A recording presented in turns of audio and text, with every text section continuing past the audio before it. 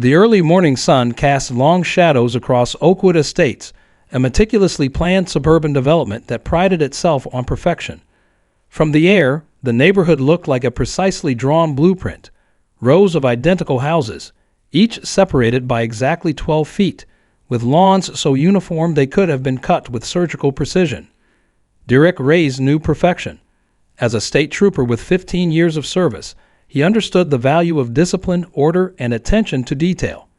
His career had been marked by commendations, steady promotions, and a reputation for being methodical and fair. Yet nothing in his years of law enforcement could have prepared him for the most challenging jurisdiction he would ever encounter: the Oakwood Estates Homeowners Association. The house had been a dream long in the making.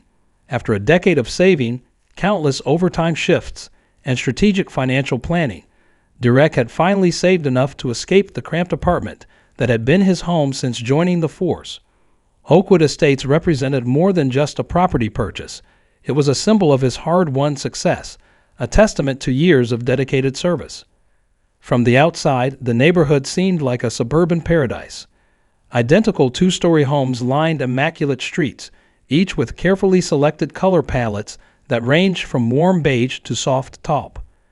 Perfectly trimmed hedges created natural boundaries, while decorative street lamps, all matching, of course, provided a warm glow during evening hours. It was the kind of place that appeared in real estate magazines, a picture of middle-class American success. Derek's home sat at 1247 Oakwood Drive, a corner lot that gave him a slightly larger yard than most of his neighbors.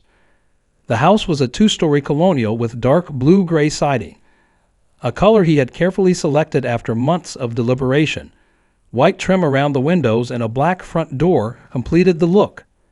To Derek, it was perfect. Little did he know, perfect was a very specific and narrowly defined concept in Oakwood Estates. The neighborhood had a history. Developed in the mid-2000s by an ambitious real estate consortium, Oakwood Estates was designed to be more than just a collection of houses.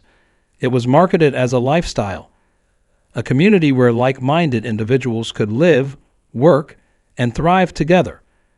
The promotional materials promised not just a home, but a sense of belonging, security, and shared values.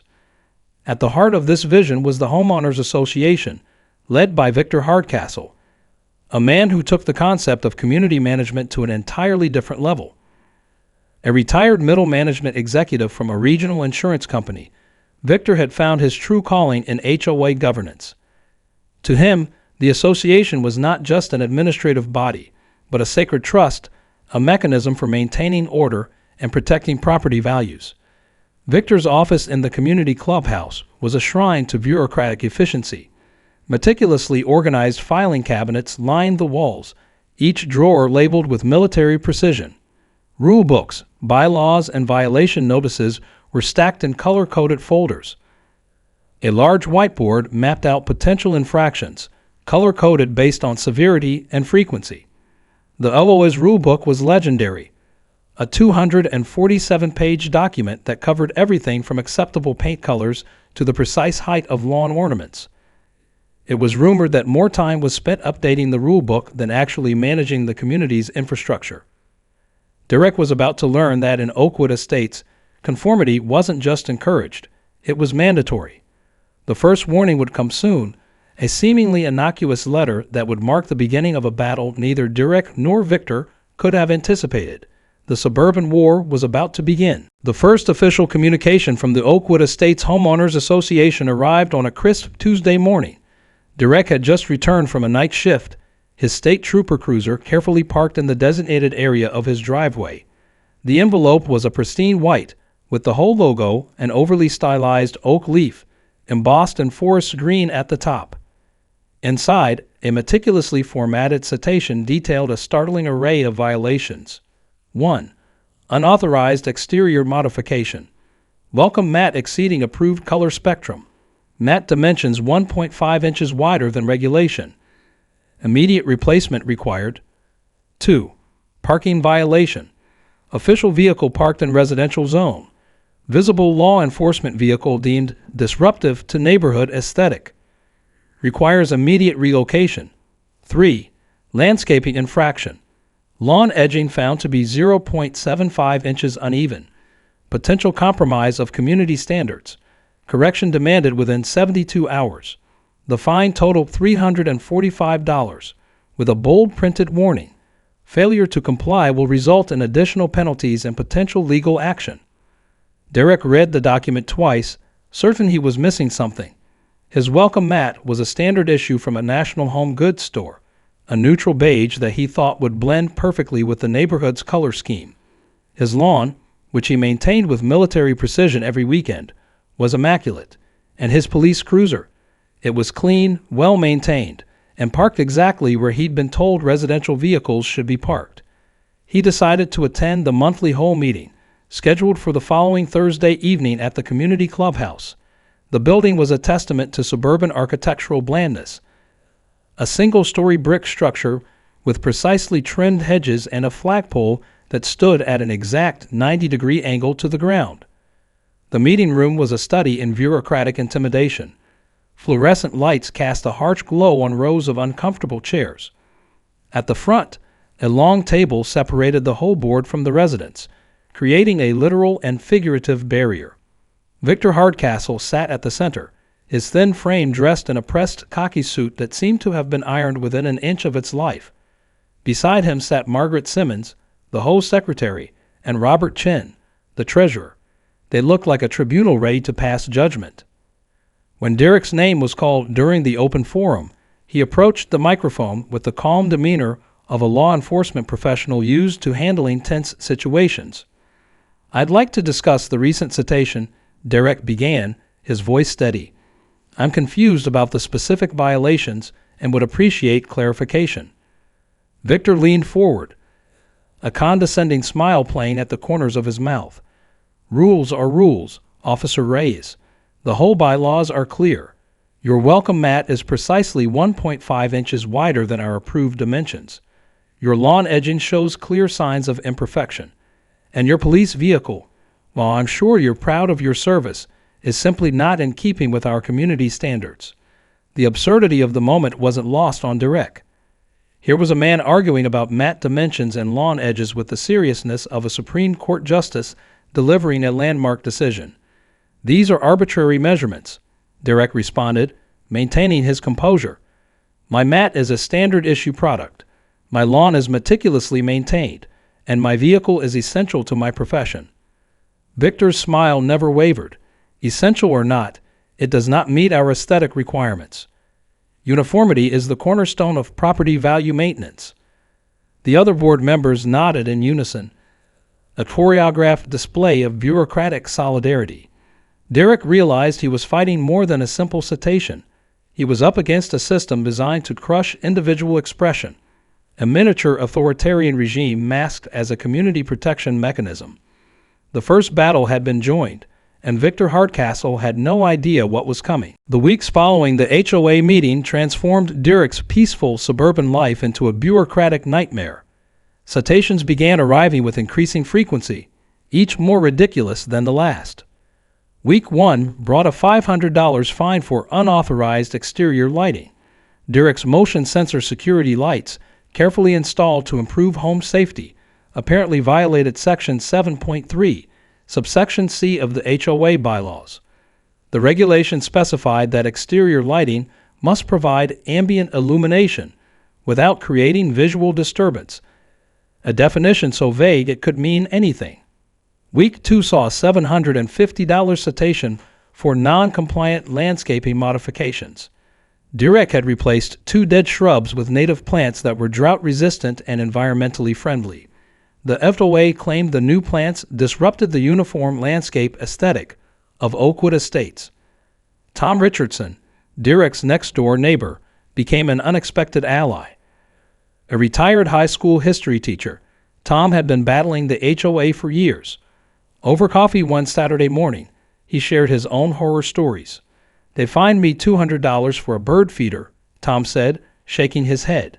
Not because it was ugly or damaged, simply because it wasn't on the pre-approved list of acceptable yard accessories. As they talked, Derek learned he wasn't alone. Several neighbors had similar experiences but feared speaking out. The HOA had a reputation for retaliation that kept most residents silent and compliant. The breaking point came with a massive $1,000 citation that arrived unexpectedly. The violation: repeated non-compliance and community standard disruption. The list of infractions read like a masterpiece of bureaucratic absurdity. Garage door opened outside of approved hours. Trash cans visible from street 3 minutes before collection time. Outdoor furniture not matching neighborhood color palette. Unauthorized vehicle parking configuration. Victor Hardcastle's tactics were becoming increasingly aggressive. Direct discovered other neighbors were receiving similar citations, each more outlandish than the last. Martha Jenkins, an elderly widow living 2 doors down, showed Direct a citation she received for her rose garden. They claim my roses are too colorful and don't match the neighborhood's approved color scheme, she said, her voice trembling with frustration. The HOA's reach seemed limitless. They weren't just managing a neighborhood. They were attempting to control every aspect of residents' lives. Direct began documenting everything. Every citation, every interaction, every ridiculous rule. Tom Richardson became a crucial source of information. He had been collecting HOA documents for years, creating a comprehensive file of the organization's most egregious actions. Together, they started mapping out the HOA's pattern of harassment. They're not just strict, Tom explained, spreading out years of documentation on Direct's kitchen table. They're systematically targeting homeowners. Look at these patterns. There's something more going on here. The documentation revealed a disturbing trend. Homeowners who challenged the HOA found themselves buried in citations. Those who complained too loudly mysteriously received more frequent and more expensive violations. Direct's law enforcement training kicked in. This wasn't just bureaucratic overreach. This looked like a systematic form of harassment, and he was determined to expose it. As the citations continued to pile up, Derek realized this was more than a personal battle. It was a fight for the basic rights of homeowners in Oakwood Estates. The war with the HOA was about to enter a new phase, and Victor Hardcastle had no idea what was coming. The first light of dawn hadn't yet broken when the tow truck arrived. Derek was already awake, his state trooper instincts keeping him alert even on his day off. The rumble of the truck's engine cut through the quiet suburban morning like a knife. Victor Hardcastle stood beside the driver, clipboard in hand. A look of smug satisfaction etched across his face. The target? Derek's official police cruiser, the vehicle he used daily for his state trooper duties. This is a clear violation of Section 4.2 of the Oakwood Estates Community Guidelines, Victor proclaimed loudly enough for the emerging neighbors to hear. Marked law enforcement vehicles are not permitted as primary residential parking. Derek stepped onto his front porch, still wearing his PT workout gear. "This is my official service vehicle," he said, his voice controlled but with an underlying steel that had put countless criminals in their place. "I'm a state trooper. This is how I get to work." The driver looked uncomfortable, shifting his weight from one foot to another. Victor, however, was unwavering. Personal exceptions cannot be made. The guidelines are clear. All vehicles must conform to community standards. The absurdity of the moment was not lost on Direct. Here was a civilian attempting to tow a marked state police cruiser in front of multiple witnesses on a public street. "You realize this is an official state law enforcement vehicle," Derek said, pulling out his badge and holding it up. The morning sun glinted off the metal, a silent reminder of his authority. Victor didn't even blink. Rules are rules, Officer Reyes. No exceptions. As the confrontation unfolded, neighbors began to emerge from their homes. Some looked concerned, others curious. Martha Jenkins from 2 doors down watched from her front window, her hands clutching her morning coffee mug. The tow truck driver looked increasingly nervous. "Sir," he said to Victor, "I'm not sure about this. This looks like an official vehicle." "Hook it up," Victor interrupted, his voice sharp. It was the moment that would define the entire conflict. Derek knew this was more than just a parking dispute. This was a deliberate attempt to push him beyond his limits, to prove that the HOA's power was absolute. The driver hesitated, looking between Victor and Direct. The tension was palpable. Tom Richardson, Derek's neighbor, appeared at the edge of the lawn. "I'm recording this," he called out, holding up his smartphone. "Every single moment." Victor's confident facade began to crack. He hadn't anticipated an audience, hadn't expected resistance. Derek's mind was already working. This wasn't just about a parking violation anymore. This was harassment. This was an attempt to interfere with a law enforcement officer's ability to perform his duties. "You have exactly 10 seconds to step back," Derek said, his voice low and controlled, "or this becomes a very different conversation." The street fell silent. The tow truck's engine idled. Victor's face began to flush, part anger, part something else. Uncertainty, perhaps. This was the moment everything changed. The HOA had just declared war on the wrong homeowner, and Derek Reyes was about to fight back. The next 48 hours became Derek's personal investigation. Years of law enforcement training kicked into high gear as he began systematically dismantling the HOA's facade of legitimacy. Tom Richardson's meticulously collected documentation proved to be a goldmine. Spread across Derek's kitchen table were years of HOA records, citation histories, and financial documents that hinted at something far more sinister than simple bureaucratic overreach. "Look at this," Tom said, pointing to a series of financial transactions. "Every time someone challenges a citation, they end up with more fines. It's almost like a punishment system." Derek's investigative mind began connecting dots. The HOA wasn't just strict. It appeared to be running a sophisticated revenue generation scheme. Each citation carried a fine, each appeal cost money, and homeowners who fought back seemed to be targeted more aggressively. He began reaching out to other homeowners, initially cautiously. Martha Jenkins shared her story of being fined for her rose garden. The Rodriguez family down the street talked about repeated citations for their children's basketball hoop. A pattern emerged. The HOA targeted those who seemed least likely to fight back. Using his law enforcement connections, Derek initiated a quiet investigation. A friend in the county recorder's office helped him pull additional records. Another contact at the state's Consumer Protection Bureau became interested when Derek shared his preliminary findings. The local news became an unexpected ally. When Derek contacted Sarah Martinez, an investigative reporter known for her exposes on local corruption, she was immediately intrigued.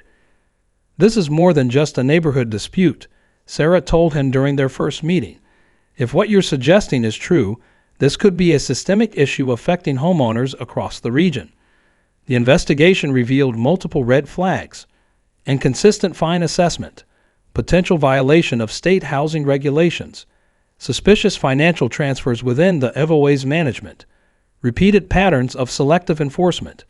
Derek discovered that Victor Hardcastle wasn't just the HOA president. He was deeply embedded in local real estate circles. His wife managed a local property management company, and several board members had financial connections that suggested more than just community management. Tom Richardson proved to be an invaluable ally. A retired history teacher with a passion for documentation, he had been collecting evidence of the HOA's overreach for years. His file was a comprehensive chronicle of bureaucratic tyranny. "They've been doing this for years," Tom explained, spreading out years of meticulously organized documents. "Most people are too afraid to speak up. The fines, the threats, it's designed to intimidate." Derek began preparing his case.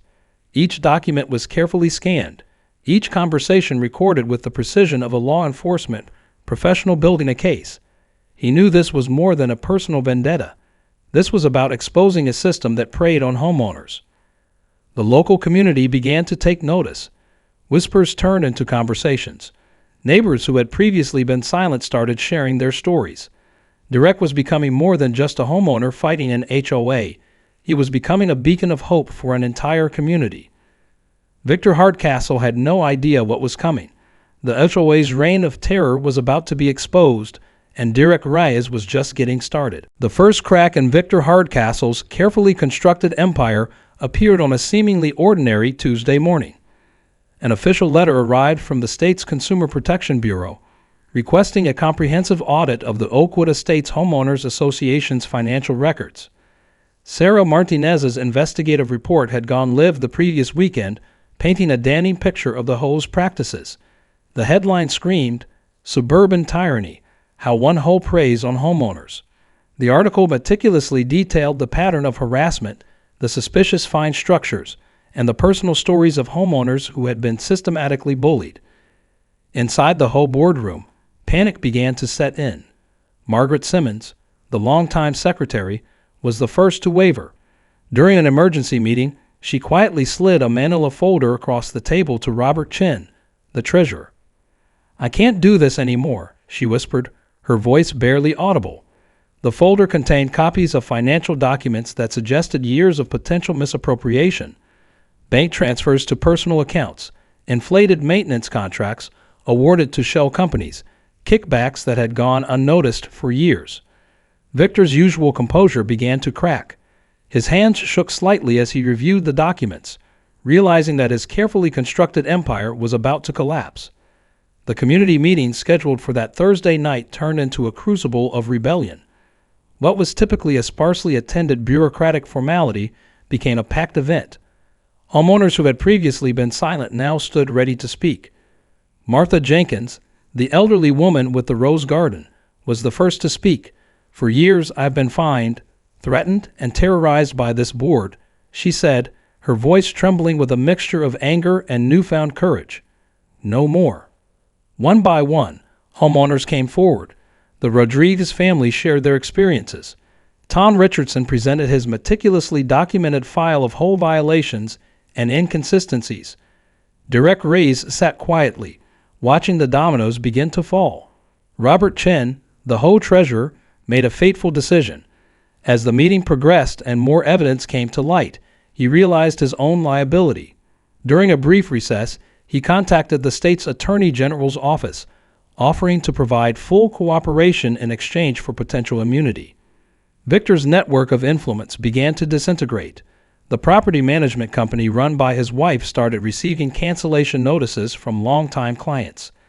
His real estate connections began to distance themselves. The state's investigation expanded. What had started as a local dispute was now a full-scale inquiry into potential systemic corruption. Financial records were subpoenaed, board members were interviewed, and the once untouchable HOA found itself under a microscope. Margaret Simmons became the first to officially break ranks. She submitted a detailed affidavit describing years of questionable practices, painting a comprehensive picture of the HOA's misconduct. Derek watched the unfolding drama with a professional detachment born of years in law enforcement. This wasn't about personal revenge anymore. This was about justice. Victor Hardcastle sat at the center of the boardroom, watching his carefully constructed world collapse around him. The man who had ruled Oakwood Estates with an iron fist was now facing the very system of accountability he had tried to avoid. The HOA's downfall had begun, and it was only going to get worse. The state hearing room was packed. What had begun as a local HOA dispute had transformed into a landmark case of community governance gone wrong. Derek Reyes sat at the front, his state trooper uniform a stark reminder of the official nature of the proceedings. Victor Hardcastle arrived looking diminished. Gone was the swagger that had defined his years of HOA leadership. His expensive suit hung loose, his shoulders slumped under the weight of multiple investigations. The state's attorney general had personally taken an interest in the case, turning it into more than just a local matter. The evidence was devastating. Spreadsheets revealed years of financial manipulation. Testimony from homeowners painted a picture of systematic harassment. Robert Chen, the HOA treasurer, had become the primary witness, providing internal documents that exposed the full extent of the board's misconduct. It was never about maintaining community standards, Chen testified, his voice breaking. It was about control, about generating revenue through fines and penalties. Sarah Martinez, the investigative reporter who had first broken the story, sat in the front row. Her expose had transformed from a local news piece to a catalyst for change. Multiple other communities were now launching similar investigations, inspired by Oakwood Estates' case. The hearing revealed a complex web of corruption, inflated maintenance contracts, kickbacks from preferred vendors, deliberate targeting of vulnerable homeowners, systematic financial exploitation. Tom Richardson's meticulously collected documentation proved to be the smoking gun. Years of records demonstrated a calculated pattern of harassment, with the HOA board generating significant revenue through increasingly absurd citations. Martha Jenkins, the elderly homeowner with the rose garden, provided perhaps the most powerful testimony. "They fined me for my flowers," she said, her voice trembling. "My husband had planted those roses before he passed. They weren't just plants. They were memories." Derek's initial complaint about his police cruiser had become the spark that ignited a broader investigation. What the HOA had intended as a moment of intimidation had instead become their undoing. The state's attorney general made a surprising announcement. Not only would the current HOA board be dissolved, but criminal charges were being prepared. Victor Hardcastle and 2 other board members would face prosecution for financial fraud, abuse of power, and systematic harassment. As the hearing progressed, the room buzzed with a mixture of vindication and shock. Homeowners who had suffered in silence for years now found their voices. The HOA's power, once seemingly absolute, had crumbled in a matter of hours. Victor Hardcastle sat silent, the weight of his actions finally catching up to him. The man who had ruled Oakwood Estates with an iron fist was now facing the ultimate accountability. Derek caught Victor's eye across the room. No words were exchanged, but the look was clear. This was justice, not personal revenge, but a systematic exposure of abuse of power. As the hearing concluded, the future of Oakwood Estates hung in the balance. The community would need to rebuild, to create a new model of governance that protected homeowners rather than exploited them. One thing was certain: Victor Hardcastle's reign was over. 6 months after the hearing, Oakwood Estates was a transformed community. The state-appointed oversight committee had implemented radical changes, dismantling the previous power structure and creating a truly democratic approach to neighborhood management. Derek Reyes found himself in an unexpected position. At the community's request, he was elected to lead the newly formed Neighborhood Governance Committee, a stark contrast to the previous HOA model. The new system emphasized transparency, fairness, and actual community input. Victor Hardcastle's fall from grace was complete. Convicted of multiple financial crimes, he faced significant fines and a multi-year ban from serving on any community boards. His real estate connections evaporated, and the once powerful HOA president became a cautionary tale whispered about in local circles. The legal aftermath was extensive. Homeowners who had been systematically fined received substantial reimbursements. The state implemented new laws governing homeowners associations, inspired directly by the Oakwood Estates case. What had begun as a personal conflict had transformed into a catalyst for broader change. Tom Richardson, the retired history teacher who had been instrumental in collecting evidence, was honored by the community for his years of documentation. His meticulous records had been the key to exposing the HOA's long-standing corruption. Martha Jenkins' rose garden became a symbol of resistance. The community had not only protected her beloved flowers, but had created a small memorial garden in her honor, celebrating individual expression over mindless conformity. During the first community meeting under the new governance, Derek reflected on the journey. "This isn't about winning or losing," he told the assembled neighbors. "This is about creating a community that works for everyone, not just a select few." The new governance model was revolutionary. Instead of a top-down approach, decisions were made through transparent voting. Every homeowner had a voice, and no single person could wield unchecked power. Monthly meetings were open, financial records were publicly accessible, and a strict code of ethics was implemented. Sarah Martinez, the investigative reporter who had first broken the story, won a prestigious journalism award. Her reporting had not only exposed the corruption in Oakwood Estates, but had inspired similar investigations in communities across the state. In a final twist of irony, the very police cruiser that had been the catalyst for the initial conflict became a symbol of the community's transformation. Derek had it professionally detailed and donated it to a local youth program, turning a potential source of conflict into a tool for community engagement. Robert Chen, the former HOA treasurer who had become a key witness, found redemption. He worked with the new committee to develop financial oversight mechanisms that would prevent future abuses. As for Derek, the experience had changed him. What had started as a personal battle against bureaucratic overreach had become something much larger, a movement for community justice.